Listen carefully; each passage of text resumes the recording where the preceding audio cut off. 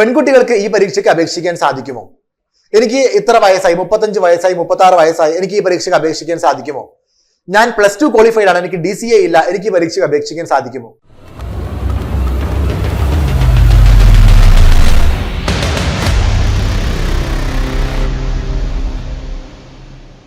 നമസ്കാരം, challenger app YouTube ചാനലിലേക്ക് എല്ലാവർക്കും സ്വാഗതം.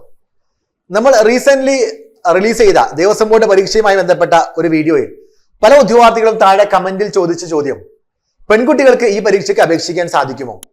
എനിക്ക് ഇത്ര വയസ്സായി, 35 വയസ്സായി, 36 വയസ്സായി, എനിക്ക് ഈ പരീക്ഷയ്ക്ക് അപേക്ഷിക്കാൻ സാധിക്കുമോ?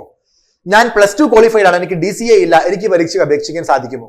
അപ്പോൾ പല ഉദ്യോഗാർത്ഥികളുടെയും സംശയം ആർക്കൊക്കെ ഈ പരീക്ഷയ്ക്ക് അപേക്ഷിക്കാം എന്നുള്ളതാണ്. നമ്മൾ ഇന്ന് നോക്കാൻ പോകുന്നത് ആർക്കൊക്കെയാണ് ഈ പരീക്ഷയ്ക്ക് അപേക്ഷിക്കാൻ സാധിക്കുന്നത്. അപ്പൊ ഇതിനുവേണ്ടി നമ്മൾ ആധാരമായി എടുത്തിരിക്കുന്നത് റീസെന്റ് റിലീസ് ചെയ്തിരിക്കുന്ന ദേവസ്വം റിക്രൂട്ട്മെന്റ് ബോർഡിന്റെ ഒരു നോട്ടിഫിക്കേഷൻ ആണ്. 2023 ഒക്ടോബർ മാസത്തിലാണ് മലബാർ ദേവസ്വം ബോർഡിലോട്ടുള്ള ക്ലർക്കിന്റെ തസ്തികയിലോട്ട് കേരള ദേവസ്വം റിക്രൂട്ട്മെന്റ് ബോർഡ്, അതായത് KDRB നോട്ടിഫിക്കേഷൻ കൊണ്ടുവന്നത്. ആ നോട്ടിഫിക്കേഷനിലെ പ്രസക്തമായുള്ള ചില ഭാഗങ്ങൾ മാത്രം ഞാൻ നിങ്ങളെ കാണിക്കുന്നു. ഇതേ നോട്ടിഫിക്കേഷൻ തന്നെയാണ്, ഈ നോട്ടിഫിക്കേഷൻ ഉൾപ്പെടുത്തിയിരിക്കുന്ന അതേ കാര്യങ്ങൾ തന്നെയാണ് വരാൻ പോകുന്ന ഗുരുവായൂർ ദേവസ്വം ബോർഡിലെ ക്ലർക്കിന്റെയും അതുപോലെ തന്നെ തിരുവിതാംകൂർ ദേവസ്വം ബോർഡിന്റെ പ്യൂണിന്റെയും കൊച്ചിൻ ദേവസ്വം ബോർഡിന്റെ LD ഡൈപ്പിസ്റ്റിന്റെ ഒക്കെ നോട്ടിഫിക്കേഷൻ ഉൾപ്പെടുത്താൻ പോകുന്നത്. അതുകൊണ്ട് മനസ്സിലാക്കാം. ഒന്നാമത്തെ പോയിന്റ് ഇതാണ്, മലബാർ ദേവസ്വം ബോർഡിൽ ക്ലർക്ക് തസ്തികയിൽ നിലവിലുള്ള ഒഴിവിലേക്ക് നിയമിക്കപ്പെടുന്നതിന് നിശ്ചിത യോഗ്യതയുള്ള ഹിന്ദു മതവിഭാഗത്തിൽപ്പെട്ട ഉദ്യോഗാർത്ഥികളിൽ നിന്നും അപേക്ഷ ക്ഷണിക്കുന്നു. ഇവിടെ തന്നെ പെൺകുട്ടികൾക്ക് അപേക്ഷിക്കാൻ സാധിക്കുമോ എന്നുള്ള ചോദ്യത്തിന് ഉത്തരമായി ഹിന്ദു മതവിഭാഗത്തിൽപ്പെട്ട എല്ലാ തരത്തിലുള്ള ഉദ്യോഗാർത്ഥികൾക്കും, എല്ലാ ജെൻഡർ വിഭാഗത്തിൽപ്പെട്ട ഉദ്യോഗാർത്ഥികൾക്കും, ആൺകുട്ടികൾക്കും പെൺകുട്ടികൾക്കും ഈ പരീക്ഷയ്ക്ക് അപേക്ഷിക്കാവുന്നതാണ്.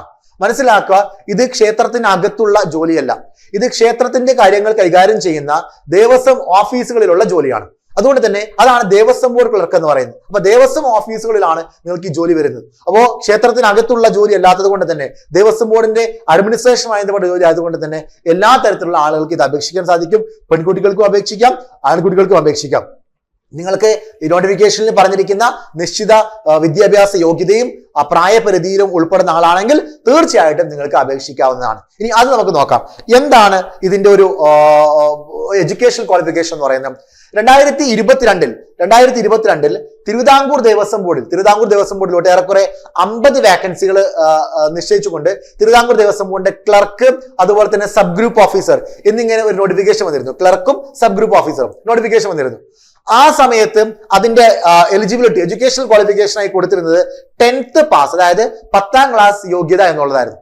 എന്നാൽ റീസെന്റ് വന്ന ദേവസ്വം ബോർഡിന്റെ തന്നെ ക്ലർക്കിന്റെ നോട്ടിഫിക്കേഷനിൽ വന്നിരിക്കുന്ന ഒരു മാറ്റം, പ്രധാനപ്പെട്ട ഒരു മാറ്റം ഇതാണ്, +2 പാസ് ആയിരിക്കണം എന്നുള്ളതാണ്. അതായത് 10ാം ക്ലാസ് എന്ന് പറയുന്ന ക്വാളിഫിക്കേഷൻ നമ്മൾ ഇപ്പോഴും PSC പരീക്ഷകൾക്ക്, LDC പോലെയുള്ള പരീക്ഷകൾക്കൊക്കെ നിലവിലും ഇപ്പോഴും കേരള PSCയിൽ 10th ആണ് ക്വാളിഫിക്കേഷൻ എന്നുണ്ടെങ്കിലൊക്കെ മലബാർ ദേവസ്വം ബോർഡിന്റെ അടക്കമുള്ള റീസെന്റ് വന്ന ക്ലർക്കിന്റെ നോട്ടിഫിക്കേഷൻസിലെല്ലാം Kerala Devaswom recruitment board education qualification ആയിട്ട് ക്ലർക്കിന്റെ പരീക്ഷയ്ക്ക് കൊടുത്തിരിക്കുന്നത് +2 പാസ് ആയിരിക്കണം എന്നുള്ളതാണ്. അല്ലെങ്കിൽ +2 തത്തുല്യമായിട്ടുള്ള യോഗ്യത ഉണ്ടായിരിക്കണം. ഓക്കെ, കൂട്ടത്തിൽ അഡീഷണലി പറഞ്ഞിരിക്കുന്ന ഒന്ന് DCA അല്ലെങ്കിൽ തത്തുല്യ യോഗ്യത എന്നുള്ളതാണ്. അപ്പൊ ഈ DCA എന്ന് പറയുന്ന ഇത് എല്ലാത്തിലും നിർബന്ധമാണോ എന്നുള്ളത് ഇനി വരാൻ പോകുന്ന ഈ നോട്ടിഫിക്കേഷൻസ് ഒക്കെ വന്നാൽ മാത്രമേ അറിയുകയുള്ളൂ. മലബാർ ദേവസ്വം ബോർഡിൽ ഈ DCA അല്ലെങ്കിൽ തത്തുല്യ യോഗ്യത എന്നുള്ളത് നോട്ടിഫിക്കേഷൻസിൽ ക്വാളിഫിക്കേഷന്റെ ഭാഗത്ത് എടുത്തു പറഞ്ഞൊരു കാര്യമാണ്.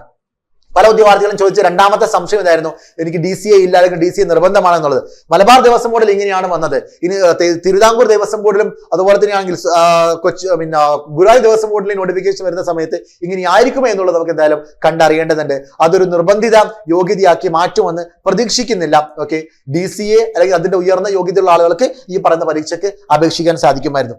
മൂന്നാമത് വന്ന സംശയം എന്ന് പറയുന്നത് ഏജ് ആണ്. Age limit എത്രയാണെന്നുള്ളതാണ്. ഓക്കെ, അപ്പോ സാധാരണ നമ്മുടെ തിരുവിതാംകൂർ ദേവസ്വം ബോർഡിൽ നേരത്തെ പറഞ്ഞ പോലെ തന്നെ 2022 ആ നോട്ടിഫിക്കേഷൻ വന്ന സമയത്തും അതിൽ 18 വയസ്സ് തൊട്ട് 36 വയസ്സ് വരെ എന്നുള്ളതായിരുന്നു ഏജ് ലിമിറ്റായി കൊടുത്തിരുന്നത്. സാധാരണ PSC പരീക്ഷയൊക്കെ പോലെ തന്നെ ജനറൽ കാറ്റഗറിക്ക് 18 വയസ്സ് തൊട്ട് 36 വയസ്സ് വരെയും, പിന്നെ OBC-കാർക്ക് +3, SC/ST വിഭാഗക്കാർക്ക് +5 സാധാരണ നിയമപ്രകാരമുള്ള റിലാക്സേഷൻ അതിനും അപ്ലിക്കബിൾ ആയിരുന്നു. എന്നാൽ മലബാർ ദേവസ്വം ബോർഡിന്റെ റീസെന്റ് വന്നിരിക്കുന്ന നോട്ടിഫിക്കേഷനിൽ ഇതിലും ചെറിയൊരു മാറ്റം വരുത്തിയിട്ടുണ്ട്. 18 വയസ്സ് തൊട്ട് 35 വയസ്സ് വരെ എന്നാണ് എടുത്തു പറഞ്ഞിരിക്കുന്നത്. ഓക്കെ, മാത്രമല്ല ഏതൊക്കെ ഡേറ്റിനിടയിൽ ജനിച്ചിരിക്കുന്ന ഉദ്യോഗാർത്ഥികളാണെന്നും കൂടെ ഡേറ്റും കൂടെ അവിടെ കൊടുത്തിട്ടുണ്ടായിരുന്നു. ഇതിന് പുറമെ നേരത്തെ പറഞ്ഞ പോലെ തന്നെയാണെങ്കിൽ നിയമാനുസൃതമായിട്ടുള്ള വയസ്സിളവ്, അത് OBC-കാരാണെങ്കിൽ ഈ പറഞ്ഞ പോലെ +3 അതുപോലെ തന്നെ ആണെങ്കിൽ SC/ST-കാരാണെങ്കിൽ +5 എന്ന് പറയുന്ന നിയമാനുസൃതമായിട്ടുള്ള വയസ്സിളവും ബാധകമായിരുന്നു. അപ്പൊ ഈ രണ്ട് കാര്യങ്ങൾ തീർച്ചയായിട്ടും ഈ രണ്ട് കാര്യങ്ങൾ നമ്മൾ കൺഫ്യൂഷൻ ഉണ്ടാക്കുന്ന ഒന്ന് തന്നെയാണ്. വയസ്സ് 36 എന്നുള്ളത് 35 ആക്കിയിരിക്കുന്നു. എഡ്യൂക്കേഷൻ ക്വാളിഫിക്കേഷൻ 10th എന്നുള്ളത് +2 ആക്കിയിരിക്കുന്നു. അപ്പൊ എഡ്യൂക്കേഷൻ ക്വാളിഫിക്കേഷൻ എന്തായാലും +2 തന്നെയായിരിക്കും, മാറ്റം ഉണ്ടാവും തോന്നുന്നില്ല. വയസ്സിന്റെ കാര്യത്തിൽ അത് 36 ആയിരിക്കും 35 ആയിരിക്കും എന്നുള്ളത് അടുത്ത നോട്ടിഫിക്കേഷൻ കണ്ടറിയാം. എന്നാൽ നിലവിലുള്ള മലബാർ ദേവസ്വം ബോർഡ് നോട്ടിഫിക്കേഷനിലൊക്കെ കഴിഞ്ഞ ആഴ്ച പരീക്ഷ നടന്ന നോട്ടിഫിക്കേഷനിൽ ഇതായിരുന്നു അതിന്റെ വയസ്സെന്ന് മനസ്സിലാക്കാം.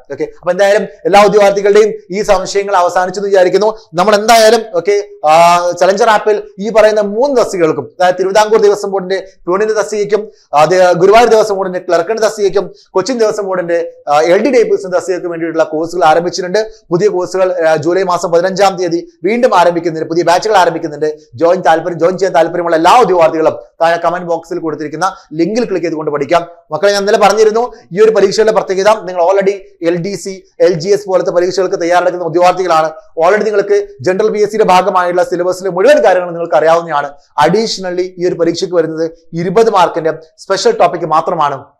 PSCയിൽ നിന്ന് ദേവസ്വം ബോർഡ് എങ്ങനെയാണ് വ്യത്യാസപ്പെട്ടിരിക്കുന്നത് ചോദിച്ചു കഴിഞ്ഞാൽ, ലിസ്റ്റിൽ ഉൾപ്പെട്ട് കഴിഞ്ഞാൽ ഇതുവരെയുള്ള ഒരു എക്സ്പീരിയൻസ് വെച്ചിട്ട് ലിസ്റ്റിൽ ഉൾപ്പെട്ട മുഴുവൻ ആളുകൾക്കും പലപ്പോഴായിട്ട് ജോലി ലഭിക്കുന്ന ഒരു സാഹചര്യമാണ് ഉണ്ടായിരിക്കുന്നത്. അതുകൊണ്ട് തന്നെ ജോലി സാധ്യത വളരെ കൂടുതലായതുകൊണ്ട് തന്നെ എലിജിബിൾ ആയിട്ടുള്ള ഹിന്ദു മത വിഭാഗത്തിൽപ്പെട്ടിരിക്കുന്ന എല്ലാ ഉദ്യോഗാർത്ഥികളും, പെൺകുട്ടികളും ആൺകുട്ടികളും, നിങ്ങൾ എഡ്യൂക്കേഷൻ ക്വാളിഫിക്കേഷൻ ഉണ്ടെങ്കിൽ, നിങ്ങളുടെ പ്രായപരിധി ഈ നിശ്ചിത പ്രായപരിധിക്കുള്ളിലാണെങ്കിൽ തീർച്ചയായിട്ടും നിങ്ങൾ നോട്ടിഫിക്കേഷൻ വരുന്ന സമയത്ത് അപേക്ഷിക്കണം. അതിനുവേണ്ടിയുള്ള തയ്യാറെടുപ്പുകൾ ഇപ്പോഴേ ആരംഭിക്കണം. ഒരുപാട് വേക്കൻസീസ് ഒന്നും പ്രതീക്ഷിക്കേണ്ട. വളരെ കുറഞ്ഞ വേക്കൻസീസ് ഉണ്ടാവാറുള്ളൂ.